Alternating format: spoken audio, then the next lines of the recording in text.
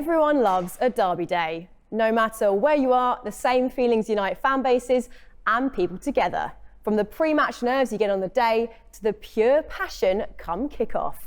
The We Love Sport app brings fans of teams and sport together, highlighting the best places to watch your team battle it out against your fierce rivals, as well as a haven of sporting action. Download the We Love Sport app via the link in the podcast description, or simply search We Love Sport on your preferred app store and get in on the action now.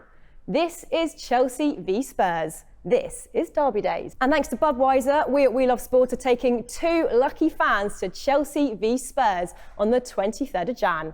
All you have to do to enter is follow the instructions in the tweet below. T's and C's apply. We're here at the Temperance. Welcome, guys. Jam from the Chelsea Social, how you doing? Very well, thanks. Thanks for having me. Great to have you. And Joe Forrester, how you doing? Hello, yeah, I'm good, thank you. Great, regular host of the Derby Days podcast. We've switched seats today, though. Are we okay about that? I absolutely love it. I feel liberated. Honestly, I'm ready to go. Great. Well, the last time we chatted Spurs on the podcast, there's been a managerial change. Antonio Conte's come in, and he's made a real impact so far, hasn't he, Joe? Yeah, it feels like hopefully the end of what's been quite an embarrassing saga, because obviously we let Pochettino go, which we shouldn't have done. He kind of lost the dressing room after having no investment for about 2 years, having players sold out from underneath him. Got Jose Mourinho in, which was wildly amusing, but ultimately not what we needed. Then I think 7 different candidates turned Spurs down for one reason or another. Ended up with Nuno. I felt so sorry for Nuno, to be honest. It was kind of like the dogging of mice and men. It was always going to end, take him out back and that's it kind of thing. And then Antonio Conte, I can't believe Man United didn't go for him, but Conte's been there, organisation's better, work rate's better, everybody's seen the stats of kind of, we've gone from pretty much one of the worst teams in the Premier League to one of the better teams. So please let this be us turning a corner. I was going to say, does it feel like a new era for Spurs, or is it too early to tell? He's had the best start of any Tottenham manager in terms of not losing in the league. That being said, cup competitions, not so hot in the first leg of the Carabao Cup against Chelsea, got pretty much played off the park in the first half. Knocked out of Europa Conference League, which I don't think anybody cared about. Struggled in the FA Cup third round a little bit. It's been a little bit up and down, but the league form, particularly the home form, has been exceptional. And again, it's just that organisation on the pitch, you can see it. It's that back 5 with the 2 in the middle, and then the 3 up front, and it turns into 4 in the middle when you attack. Everybody knows their roles, and football's pretty simple. Just do what the manager says, stand where you're supposed to, and not a lot can go wrong. Well, the Italian boss returned to the bridge for the first leg of the Carabao Cup semi-final.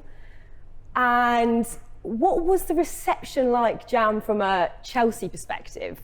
Yeah, Conte, I think it was a bit of a mixed bag, to be fair. I mean, for me personally, I like him. I still have a bit of an affinity for him. I think he brought a passion. He obviously won a league, he won an FA Cup. And yeah, I look back at that with fond memories. But the way he fell out with Costa, Costa said he wanted to leave. And I think he handled it well at the time. But then at the end of that season, texted him, said, you're no longer part of the squad.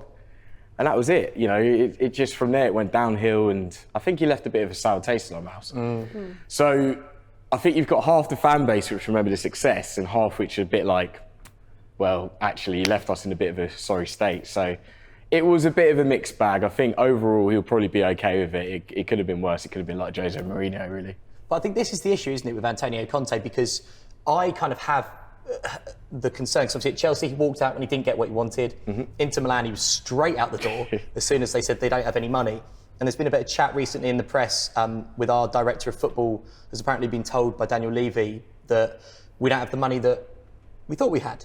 So it's a bit like, I suppose, kind of when you go out with someone really hot for the wrong reasons, and you just think, oh, they're way too good for me, and they're just going to leave. And they are just going to ditch me at the first. And I'm worried that one day I'll wake up and Antonio will be gone. So that's my fear. Yeah, it's a bit like playing with fire at the moment. You just don't know what's going to happen. And I mean, Levy, he's obviously fallen out with a lot of people. I mean, what do you think of him? If he's tried to pull a fast one on Antonio Conte, all his credibility's gone. Because Daniel Levy's been an amazing chairman for Spurs. He basically took over a club in 2001, I think, when we were kind of a lower mid-table side. Turned us into a Champions League side. Okay, now we're a consistent European side. Amazing stadium, great training facilities, all that stuff. But the last couple of years, it's been blunder after blunder. And that really worries me. And if he does this now, we will never attract another manager like Conte because no one will trust him. And that does genuinely scare me. Let's talk more about that semi-final first leg. Dominant. Sorry, Joe. Let's go. Yeah, I mean, yeah. Spurs defeat, dominant performance from Chelsea. Firstly, Jam, who impressed you? Everyone, really. I mean, to be fair, let me give it to Tuchel first of all. I mean, we played a different formation. We actually played with 4 at the back.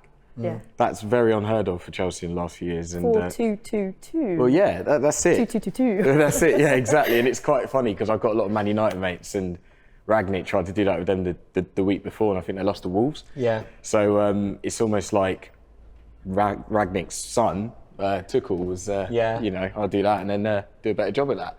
So it was quite funny. I mean, we played really well. It was quite fluent, and I was really impressed by the football we played. Obviously, you guys didn't play too well, but in terms of players, I think Saul, funnily enough, you know, he's had a bit of a dodgy start. He's actually been terrible until maybe that game where he really showed what he could do. Yeah.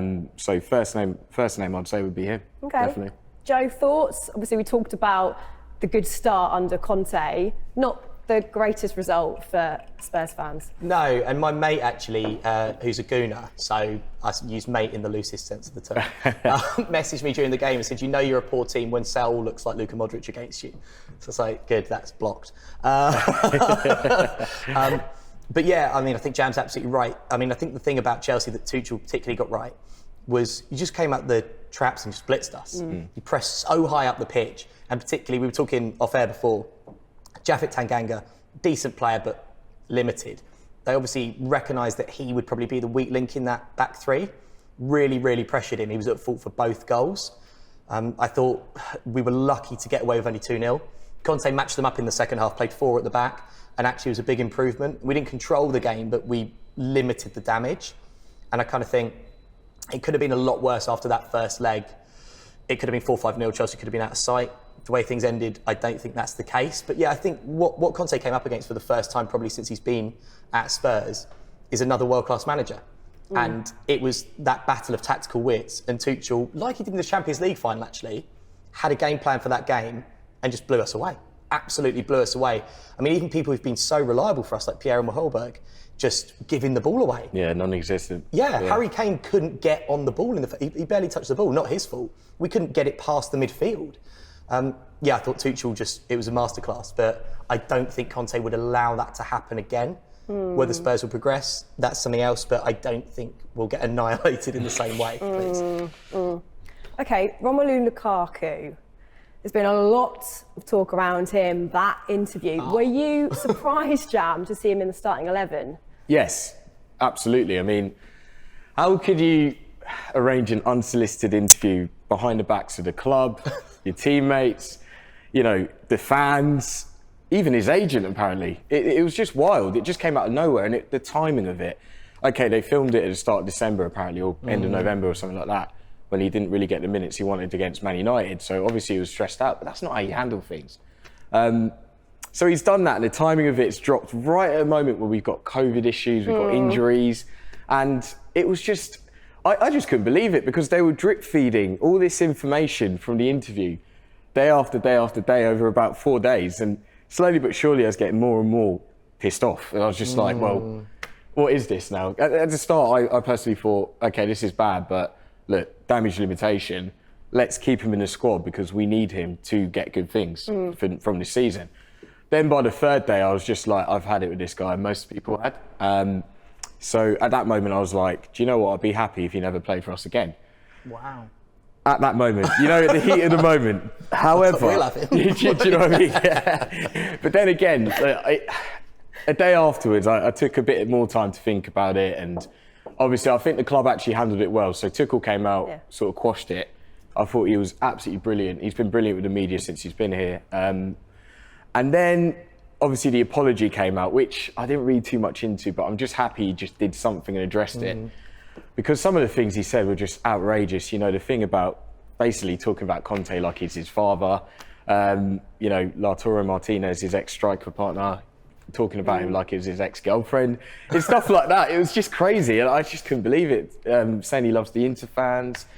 And I just felt let down, and I think everyone did. So it was a surprise to see him, but it's good that he's played that now, because I think most people are over it. So, we've kind of moved on. A lot of people haven't forgotten, but look, he's in the team. We need him to get good things from this season, so it is what it is. But he judged it a bit wrong, didn't he? Because in this day and age, I think we want more from footballers than going, oh, it's terrific, oh, it's great to play under the or whatever. You want a little bit more from them. You want them to be more human.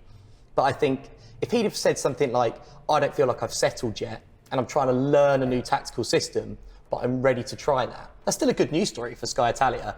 And he's kind of said, he's been honest as a human being. But to then come out and essentially have a thinly veiled go at the coach, that's just not, like you say, doing it behind everyone's back. Yeah. And I thought Thomas Tuchel actually, was fantastic with it. And even after, because he got asked about it after the League Cup first leg. And he said, to be honest, there's been a lot of buzz around Romelu this week, so we thought it was better to drop him until we deal with it. And it's like, that's how grown-ups squash news stories. He didn't allow it to become a big, huge thing. And I think you're absolutely right, he dealt with it like a grown-up, and it actually kind of became less of a story than it could have been because of him. Yeah, 100%. And now Lukaku, he plays with the pressure. So now he's literally turned it from easy mode, or professional, let's say, like FIFA, to ultimate. Do you know what I mean? It's now really hard. So every single bad touch he takes, we're going to be onto him. Every miss he has, we're going to be onto him. And, he didn't really play well, did he, in that game? No. So, Tuchel said, though, he handles adversity and he's handled pressure quite well. And things move on very quickly in the world of football, don't they? A question on Lukaku and Harry Kane. If both are on fine form, as they are, who would you rather have up top in your squad if you were picking? I think, and I don't mean this out of bias, because I try not to be biased, but Harry Kane's a much more complete footballer. He can do a lot more. I love Lukaku, and I love the fact, because at United, obviously, there's that thing he was maybe carrying a bit too much timber, and he wasn't quite as quick off the mark as he could have been. I do think Conte improved him massively into technically he's a much better player, he's much smarter in the way he plays, and obviously he's a world-class centre-forward. And I think if you're a centre-back, he can do a bit of everything, so you're scared of him. But he doesn't have that thing that Kane can do where he can drop deep, link up play. I think also from a temperament point of view, Harry Kane is the definition of a model pro. I know that thing with City during the summer, but I've got to say that is kind of what happens when you let your brother be your agent.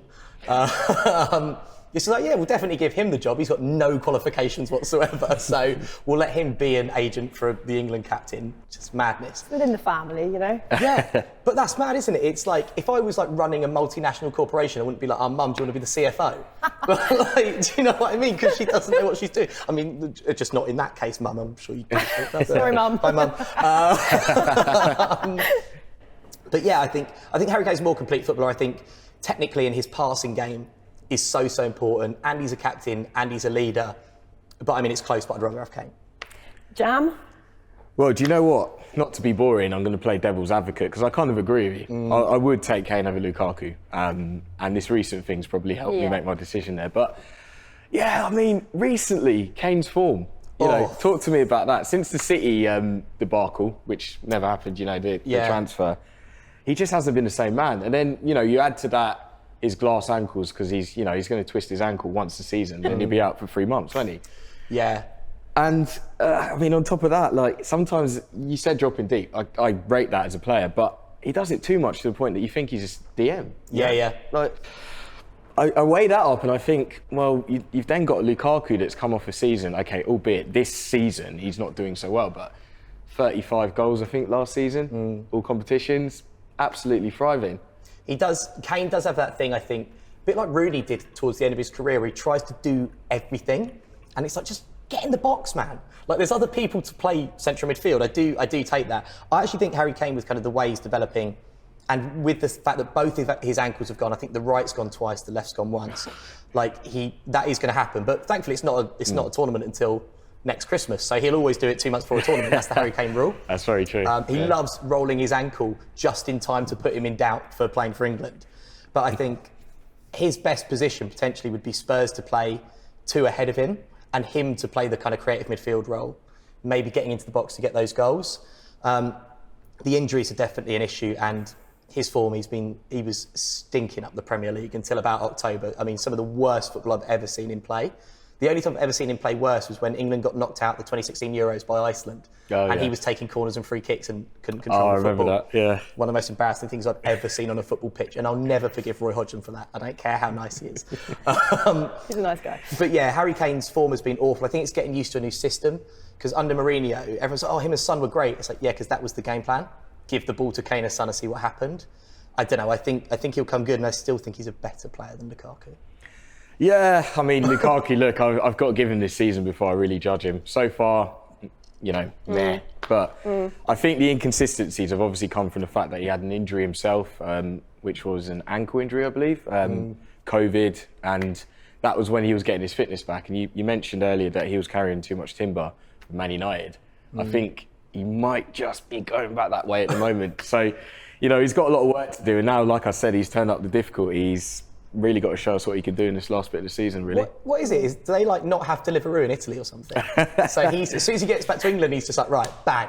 No, you know what Conte's like. He'll go in, he'll ban ketchup, he'll ban barbecue sauce, he'll ban all of these things. He's a madman when it comes to the diet. He's a scary man, isn't he? Yeah. He's a frightening individual. I can see why players would be like, do you know what? I'm just going to sack off the mayo because it's not work. Because you wake up one morning, and he'll be in your bedroom just like, did you have a takeaway last night? Hang on the end, like. Yeah. But he wouldn't ask it that calmly, though. That's the thing. Yeah. He'd be jumping on your bed like, did you have a takeaway? In bed next to you, roll over, like, oh, man. This is it. Son, he's got an injury. Is that a big issue to you, do you think? He's in the worst form he's been at since coming to the club. He's been there 5 or 6 years now. I think he's been superb. A lot of Tottenham fans will tell you he's arguably a better player than Kane. He's a more exciting player than Kane.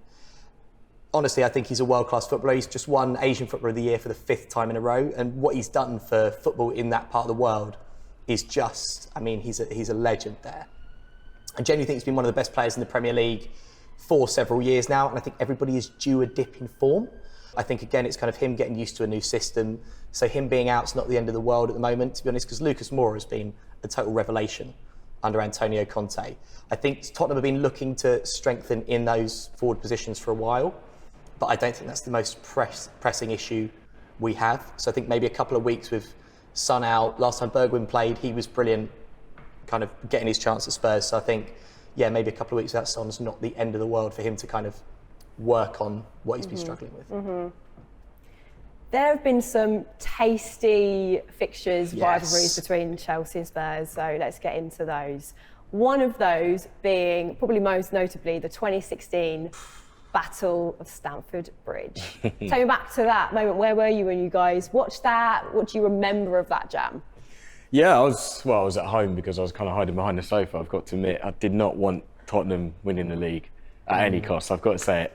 And we went 2-0 down pretty quickly. Yeah. It was, I think, first half goals. Yeah.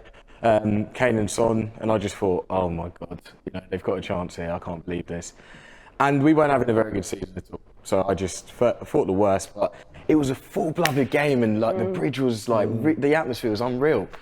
So, you didn't really want to write us off, especially as I think our record at the moment anyway, as it stands, I think we've only lost one game to you in 28 years or something at Stamford Bridge, which is crazy. I remember that Dele Alli goal. Yeah. Oh. That. I mean, I'll take it. Let's quickly move on from that day. But the second half was different. Tackles flying in, and the momentum just swung. And then Cahill got that goal, I think from set piece. And then we just went from strength to strength to strength. And that Hazard goal is one of my favourite Chelsea moments ever. You could almost just see it coming. You just know when a player that magical just decides to, just dribble from the halfway line. You could just see it. I think he nutmegged someone and then just played a few passes, just went and collected it and just put it top bins. I've never celebrated that loud. Even the Champions League final goal, do you know what I mean? Really? Honestly, even the Drogba one is what I'm talking about. Wow. That one, I don't know what it was about that Hazard goal, but it just made me scream so loud. And just scenes, absolute scenes. I think that's one of the best matches, for a neutral anyway in the last few years or so, definitely. Yeah, it's because football, obviously what's great about football is it's so unpredictable. But like Jam said, when Eden Hazard got the ball, I knew with absolute certainty that that was a goal. And it was just curtains for us. I watched it in the pub, a Stonegate pub, of course. Tick. And loads of my mates are Chelsea fans. And it's just, I remember that moment just wanting to cry, because that was it. Because I never really believed we would win the league. But I'm going to bring this up, and it doesn't matter, but 2016 to 17, the calendar year, I know the calendar year isn't when football's played and no one cares, but we were the best team in England. And that was our chance if ever there was going to be a chance. But that game, I think, now looking back on it, I mean, Moussa Dembele getting like a 5-match ban afterwards for clawing in the eyes. And can I just say, right, Martin Tyler always says on Sky Sports when there's like big tackles or like brawls on the pitch, and we don't obviously advocate anyone getting hurt, but he always says, oh, nobody likes to see that. Everybody likes to see that. The only, what you really want is like, in a good game of football, loads of goals, some mistakes, and you want red cards and a massive brawl. That's basically, because it's proper popcorn stuff. And yeah, I mean, now looking back on it, I'm sort of proud that we were part of it, because I do like it when a football match just descends into pandemonium. And that's basically what it was. And it's everything you need to know about Spurs Chelsea, and it was kind of nothing like, nobody like injured or whatever, but yeah, that's what you want to see. You want to see that kind of passion. That's what football's all about. You leave it on the pitch, it's got nothing to do with the fans, but yeah, that's what football's about. It had everything, as you've touched on. Would you say it could go down as one of the greatest Premier League games of all time for all its rights and its wrongs? Yeah, absolutely. It already has. It's called the Battle of the Bridge. I mean, what other game's got a name like that? Seriously, it definitely has. I mean, I remember it being like 12 yellow cards. I mean, you got 9 of them, just saying, by the way. And there should have been some red cards there. Well, there was one challenge, wasn't there, where I can't remember who it was, but Eric Dyer... Hazard. On Hazard, yeah. Basically, I'm surprised he was still in one piece after that. Because Eric Dyer's a big boy as well. And he went flying in, it's just like, how is that not a red card? And like a lengthy ban, that's awful. That was wild. But yeah, it's definitely one of the best games ever. Like, you say Battle of the Bridge, everyone knows it. Yeah. Everyone knows what that game's about, yeah. And you kind of touched on the Hazard goal. Is that your favourite memory facing Spurs, or is there another? Well, the funny thing is, being a Chelsea fan in this fixture, I've actually got a few to choose from, so sorry about that. I mean, the 5-1 semi-final in like 2012, that was one of my favourites. That game was just some unreal goals in that game. Drogba, honestly, that's just one of those moments that you've got to see back. Like, I watch it every now and then. That goal that he scored against Gallas was just unreal. Just took it on his chest, left foot half volley, top bins. Unreal, absolutely unreal.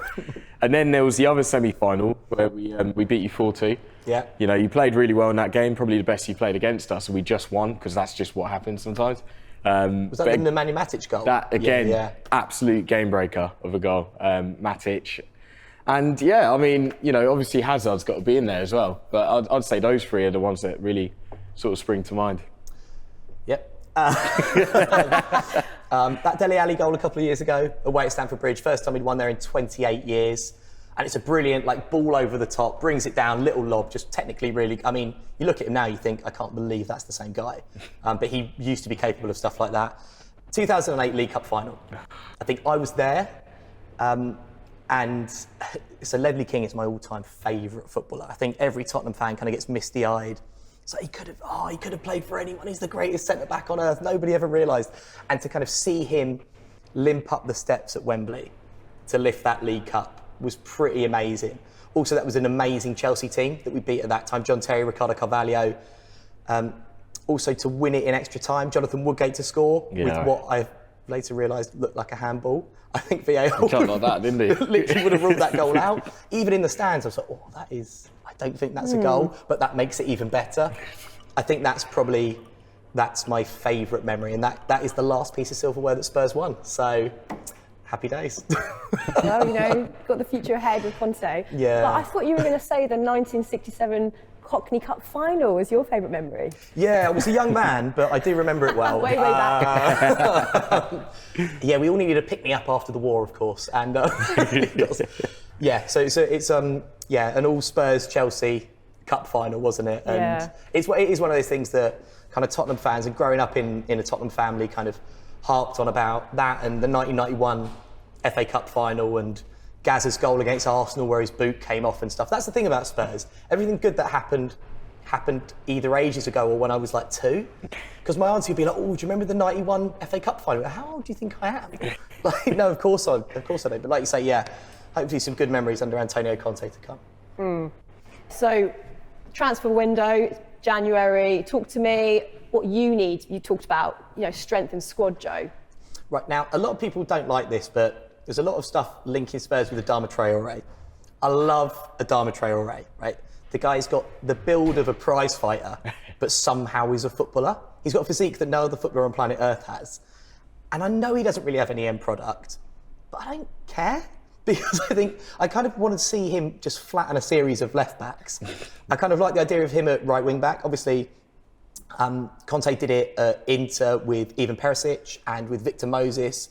Took people that were maybe out of favour or that's not their natural position and turned them into a pretty good wing back. I do think we need that, because I think Emerson Royale doesn't have any end product and he can't defend. So, I mean, I don't see why he's there other than that you need 11 players on the pitch, to be honest. Like, we need something in that right wing back position. Sergio Romero looked great for the first 3 or 4 games of the season. He's been out ever since. We've really missed him. I've got to say, Ben Davies has done well on the left-hand side of that 3 centre-backs, but Dyer, Sanchez and Romero would start to look a lot better, I think. So we'd need him to come back from injury, and I just think we need another centre-back too. We also need another forward. So we probably need someone if Son or Kane or Moura or a couple of them are out. And we need a creative midfielder, because Tanguy, there's quite a lot in it.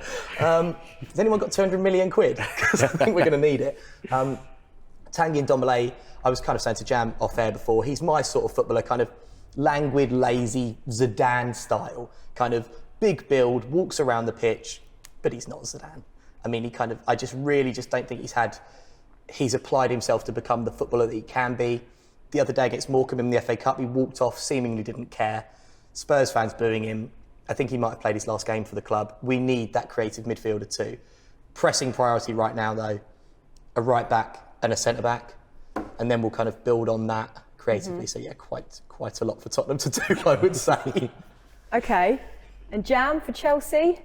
Well, it's not as long as that, I'm glad to say. You can add Emerson Royale if you want. Oh, you're right, mate. You'd have to pay us. Yeah, literally, he doesn't have to play. You could just get him doing anything. Let him be the groundsman.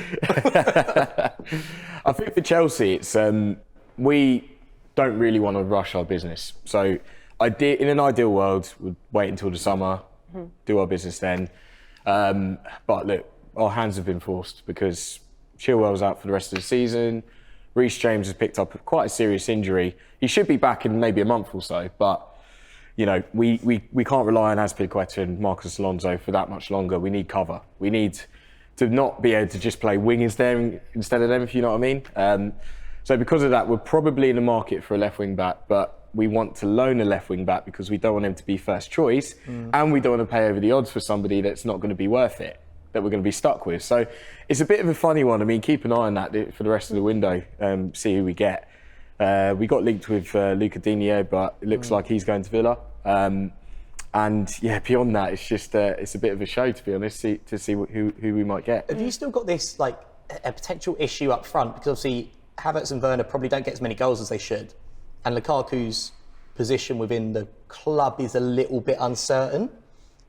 Is that like, do you think maybe an issue, an area you might look to strengthen? That's a long-term issue, to be honest. Certainly not one that we'll fix in January. I mean, I thought Lukaku might go. I thought there was a little hint of that potentially happening, but let's be real, £100 million striker, we're probably not going to do that. It doesn't make sense. So I think this window will probably just stay with what we've got. Yeah. It looks like Tuchel's still trying to find a way of playing these guys. I think when we played the 4-2-2, Havertz looked really good in that game.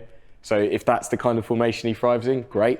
I think Timo Werner's actually looking a little bit better this season, even though he hasn't played as much. So maybe because of that, it's actually a good thing for him. So I haven't lost faith in him.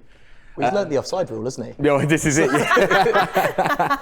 he's either done that or bribed VAR or something. That was just wild that season. But yeah, I think we're right up top. It's just that left wing back spot. I mean, we're trying to get Emerson back, and Leon are saying no. So that's a bit of an issue. And then it looks like we probably might get a right back as well. But I have no idea as to who that could be. What do you think Ziyech will play? Because he doesn't get many games. He looked absolutely unbelievable against Spurs in the first leg. I remember when Tottenham played Ajax as well and he was still there. He's the best player on the pitch for both legs by a mile. And he's too good to sit on the bench, right? Again, he's someone that benefited from that formation change, Yeah, I yeah. think. He doesn't suit a 3-4-3. Like, there isn't really anywhere for him to play. He's not a physical player. He likes time and space. And I think with more players in attack, they can give him that time and space because they're taking defenders away. So then he thrives. But is that a formation that we're going to play long term? Who knows? So we'll have to wait and see. But Ziyech, I'm sure he's looking at it thinking, damn, I've got to be playing. I'm 28. Yeah. You know, I'm in the prime of my career. Things haven't really worked out at Chelsea apart from a few moments here and there. So yeah, I think for me as a fan, I'm thinking, Ziyech, you've got a tough 6 months ahead of you. You've got to show us what you can do. I'd love him at Spurs. He's class. Yeah, I mean, I'd like all of them. as long as you're paying 50 million, yeah, you can have him, mate. What about Rudiger and his future? Rudiger, I call him Dr. Hustle because every tweet he puts on Twitter is always #hustle after. But yeah, Dr. Hustle, man. I mean, I've had a bit of a roller coaster ride with that guy because a few seasons ago he was woeful by his standards. He was absolutely woeful. But then he really grew on me. You know, his character on the pitch. He's a leader. He gets in the faces of opponents. He's like in a squad of players, you always want one or two nutters, and Yeah, he's our nutter. Do you know what I mean? Absolutely, yeah. There's another word for it, but I won't say that here. Housery, yeah. But no, I absolutely love the guy. I really, really hope he stays because he's been an integral part of our success with Tuchel. You know, he's got that left centre-back position under lockdown. He rarely gets injured. He plays most games. One of these days, he's going to score a 40-yard screamer. I hope I'm there for that.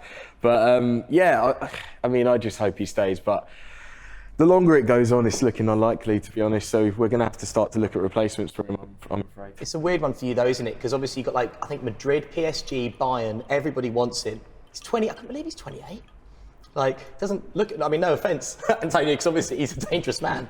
But, he's, they're offering 400 grand a week. I think Madrid, and it's you can't have that because then everyone else is going to be asking for more money. But yeah, it seems nuts to have let his contract elapse. It really does. Well, yeah, this is it. I mean, we've obviously got our wage structure as it is, and I think we've controlled it well. We're not like Man United, who have just got an obscene wage structure. But yeah, this is the problem when a contract runs down, then the player knows that they can go for free, which means they can get more money because the club that's buying them isn't paying as much. So, you know, it's a bit of a toughie. But the rumoured wages that we've offered him have just been, you know, barely 200k, or not even that, 180 or something like that. And it's just not enough for a player like him, considering that we've got other players on 200 plus. You know, at the moment he's only less than Callum Hudson-Odoi, and really? You know, he's probably looking at that going, come on. So the 23rd of January, Chelsea v Spurs. Who needs this Derby Day win more? I'll start with you, Jam. Well, I mean, you can put a case forward. This is it. You can put a case forward for both teams, right? But it's got to be you guys, hasn't it? Yeah. It's got to be Spurs. I mean, you've got to get top four. Yeah. You just have to get the top four now. You're not a Conference League team. You're not a Europa League team. You want to be a Champions League team. And I think with Chelsea, I think even if we were to lose that game, we'd still get a top four. I don't see us slipping off. So, yeah, it's massive, but it's a bit of a party for that top four, isn't it? You know, West Ham, Arsenal, Spurs, Man United. It's crazy. And I think we're probably all thinking that the league is gone now just because City look ridiculous. But Chelsea obviously got Champions League to play for as well, particularly with the way you came through your group. I think a lot of people are looking at it and thinking could potentially be Chelsea in the European Cup again. Yeah, and it's got to be us because the big thing that's been levelled against Conte so far is, okay, you've not lost a Premier League game, but you've played the dregs of the league. No offence to all those teams because we're not the greatest. But yeah, you've played some of the poorer teams in the league. And then obviously you come up against Chelsea and struggle in the Carabao Cup kind of thing. It's like we need a decent result against some decent teams. Arsenal the week before as well. And yeah, like you say, it's a real dogfight for that top four. Spurs, Arsenal, I mean, I think maybe Chelsea are going to be a little bit above that. They're probably going to be looking at second or third. But yeah, Spurs, Arsenal, United, West Ham, we really need it. And I think also beating Chelsea means, I'm really sad to say, it means a lot more to us than it does to them. That's just the nature of football, isn't it? What are you hoping for from that derby on the 23rd? We hope to see. Do you know what? Actually, I was going to say I want a good game with lots of goals. I don't, because I don't want to live through that. Conte doesn't do that. Yeah, he really doesn't. Yeah, classic Antonio Conte, 2-0 win, see the game out. I wouldn't mind a bit of kind of argy-bargy and some kind of tunnel aggro, that sort of thing, maybe some red cards. But yeah, to be honest, like a good composed performance where I can kind of go away and think, oh, we can play teams like Chelsea and look decent and control the game. But I don't think that's how it will go.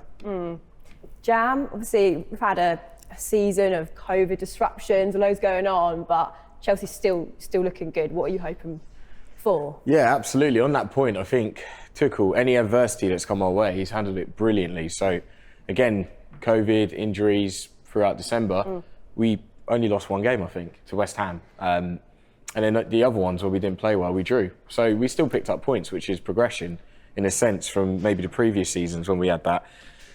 From this game, I expect us to win. Simple as that, to be fair. I mean, we've turned the corner. We've got some good form going on now, and a few key players are going to come back from COVID.